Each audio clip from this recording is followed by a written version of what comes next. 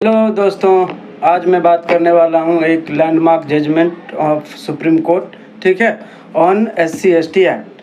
SC/ST act आप लोगों को पता होगा, जो शेड्यूल कास्ट और शेड्यूल ट्राइब के लोग हैं, ठीक है, उनके साथ कोई जाति ना करे, उनके साथ कोई जाति सूचक गाली गलौज ना करे, उसको प्रिवेंट करने के लिए, ठीक है, उनको प्रोटेक्शन देने के लिए ये एक्ट बनाया गया था। आपने हाल ही में इस एक्ट का दुरुपयोग भी देखा होगा, मिसयूज। कुछ भी होता है तो SC/ST एक्ट के तहत केस दर्ज कर दिया जाता है, कुछ भी होता है तो SC/ST एक्ट के तहत जाके FIR कर दिया जाता है, ठीक है। हाल ही में एक मंत्री के ऊपर छोटा डॉन बोलने के लिए भी SC/ST एक्ट के तहत FIR दर्ज करा दिया था, ठीक है।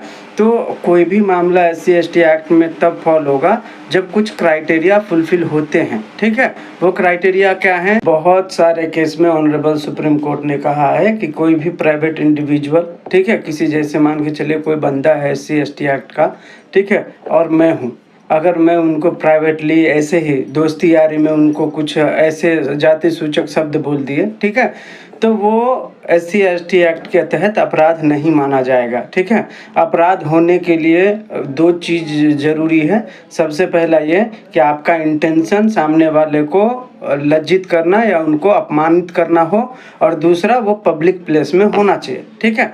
अगर ये दो क्राइटेरिया फुलफिल होता है तो ही आपके ऊपर केस बनता है और आपके ऊपर जो है वो धाराएं लगाई जा सकती हैं। इस एक्ट में सेक्शन 18 क्लियरली बोलता है कि अगर इस एक्ट के तहत किसी के ऊपर मुकदमा दर्ज किया गया है तो उस बंदे को एंटीसिपेटरी बेल नहीं मिलेगा, ठीक है, क्लियरली बोलता है सेक्शन 18। बावजूद इसके सुप्रीम कोर्ट ने रिसेंटली 1 सितंबर 2025 का उनका जजमेंट आया था, ठीक है। केस का टाइटल था Kiran versus Rajkumar Jeevraj Jain and others. ये लैंडमार्क जजमेंट इसलिए बहुत ज़रूरी हो जाता है कि इससे पहले आज तक कोई भी जजमेंट ऐसा नहीं आया था जिसमें ऑनरेबल सुप्रीम कोर्ट ने कहा हो कि SC/ST एक्ट में आप एंटीसिपेटरी बेल ग्रांट कर सकते हैं।